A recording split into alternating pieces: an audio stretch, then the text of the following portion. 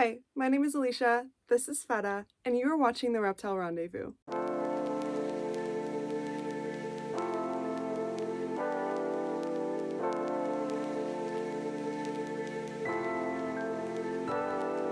So I know I haven't posted in a pretty long time on this channel, and honestly, I miss it so much. I had to take a pretty long break because just the amount of work and time that goes into making these videos was kind of becoming a little overwhelming with school, but I've kind of come up with a action plan to make it a little bit simpler to make these videos. I posted a little bit more details about that in my community tab, so if you're curious, you can definitely go check that out. But for this video, I wanted to give you guys a little bit of an update on my animals and my enclosures, but I thought this video would be pretty interesting for people who are maybe coming back to my channel or coming to my channel for the first time. I don't want to bore you guys with a whole life update, so I just want to say I am back. I'm going to try to post as frequently and consistently as possible, and I will be giving you guys updates on my community tab as well as like my Instagram or my TikTok. And if you don't follow me on those social medias, you definitely should, because I do post short form content on there as well as some pictures of all my little babies. So without further ado, let's get on to this reptile room tour. Now, for context, my reptile room is just my bedroom, so I'm going to be just showing my enclosures in this room and not the whole room itself, because a lot of the room really has nothing to do with reptiles. My first shelf of enclosures is right here in my room.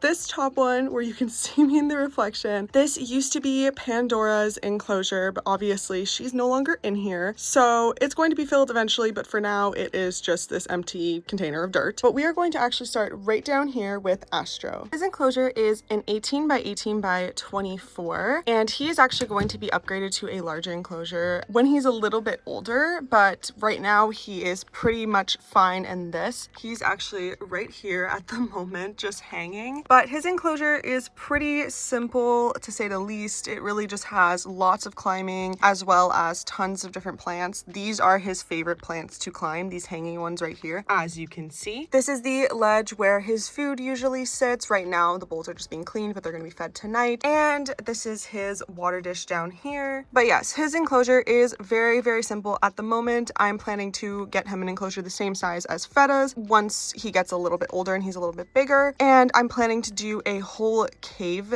theme for that enclosure. I think that would be super fun. So for now, this is kind of what he has, just tons of foliage and climbing opportunities for this guy. Next enclosure I want to show you guys is actually my first ever custom built enclosure, if that's what you would like to call it. It is a 18 by 18 by 36. It is one of those like screen enclosures. When I bought it, I didn't realize that screen was actually bad for crested geckos because it can pull out their nails. So what I ended up doing is obviously changing this front panel to glass. So now it is glass on the front, so there's no way of actually her ripping out her nails. And the only screen that she still has access to is the top part, which all reptile enclosures usually have. So I figured it wouldn't be a big deal. The bottom section of this enclosure is filled to the brim with substrate. This is actually a bioactive enclosure. This ficus plant right here is a live plant. That being said, I do believe a lot of her cleanup crew unfortunately passed away. There was a little bit of a dry patch where for some reason the enclosure was not holding as much humidity, and I think that unfortunately killed off the bugs that were in there. At least I have not seen them as of recent. But to move on with the inside of this enclosure, the walls are foam boards with lots of spray foam on them and cocoa fiber. I'm actually really proud of how this came out. Unfortunately, the silicone did not hold the cocoa fiber as well as I wanted it to, so there's a couple sections like you can see here. You can still see the foam, which is a little bit disappointing, but not the end of the world. She is currently right here because I just put her back in after having her out for the intro of this video. But this is her enclosure. I'm actually super proud of it. Up here is her fixtures. She has a UVB as well as an LED because of the live plant, as well as her heating. She also has a coconut hide, which she uses occasionally, and as well as a little log hide right here, which she does like to sit in. And as you can see, there is tons of branches and climbing opportunities for her in here. This is where her food ledge is. She has her water dish, which is pretty dirty at the moment, so I need to clean that, as well as where her food dish goes. This here is her live ficus plant. It's actually doing pretty well. There's a lot of new growth right here, which I'm super happy about because for the longest time it was not growing. She also used to have a pothos plant back in that corner, but unfortunately it did die. I think that the heat and the lighting was just too strong in that corner for it, unfortunately. But yeah, so this is Feta's enclosure. enclosure. I'm super proud of this enclosure and I do love it still to this day.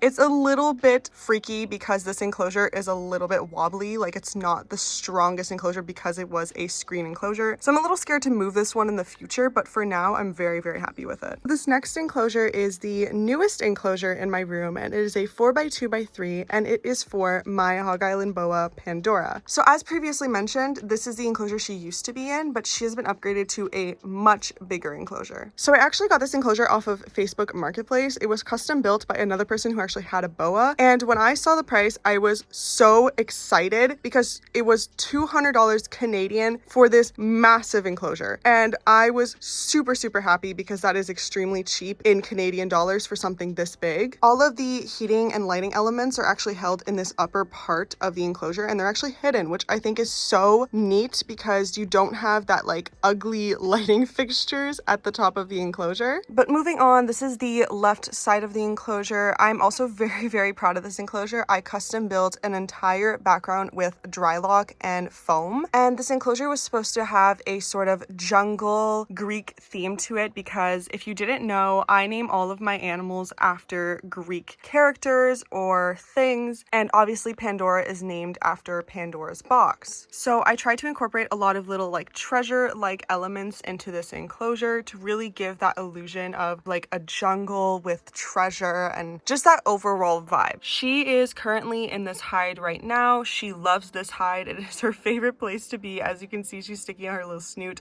She also ate yesterday, so she's very happy. Outside of this hide, she also has this huge cork log in the middle here that she can go through, and she also loves this ledge on the right side, which I'll move on to that side so you can get a better view of it. This is the right side of the enclosure. She has a huge water dish down here. There's also some more of those Greek mythology elements right here, and she has tons of sticks and logs for climbing opportunities, which is a huge thing that was lacking in her other enclosure, and I'm so happy I can actually offer that to her now. Like I said, she loves this ledge because it sits right underneath the heat element that is on day and night, because I need night temperature for these guys because it gets so cold in my room. So this ledge is her favorite because that heat element is always running and it's always nice and toasty for her. And I just want to take a proper moment to show off the concrete dry lock foam background that I made. I'm really proud of it. It took a lot of work and time to get it to this point, but I am really proud of how far along it came. And yeah, it's just safe to say that this is definitely like my favorite enclosure I've ever made for my animals because it just took so much effort and time, but it was so worth it to just see her in this space with so much more things to do and enrichment for her to really enjoy. And I'm super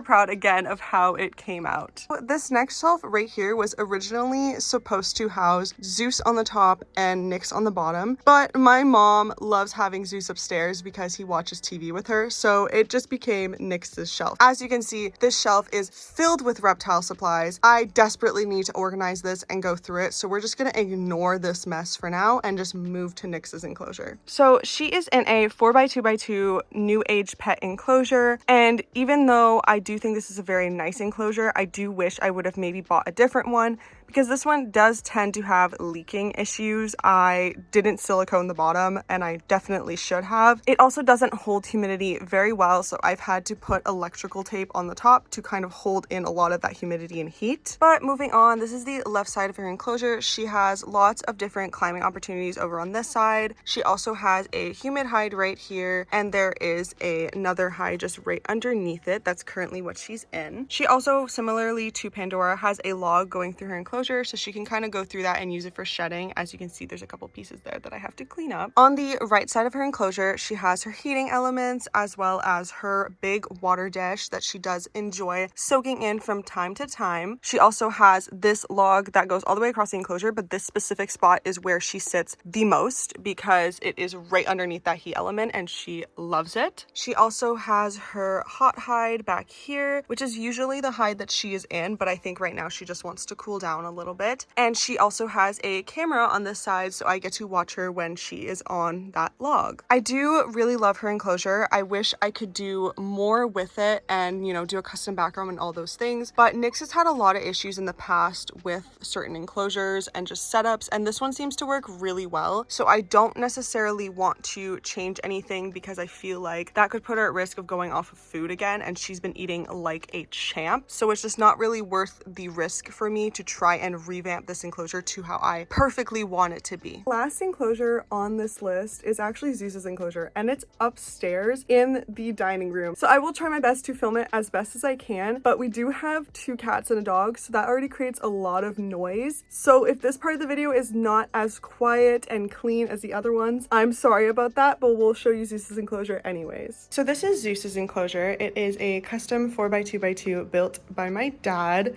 completely out of wood, as you can see. It has one huge door here and then a viewing panel over here, and you can see Zeus right here watching us from the inside of his enclosure. So let's take you into it. This opens up right here, and you just swing the door around like this, and then you are in his humble abode. Zeus loves his enclosure.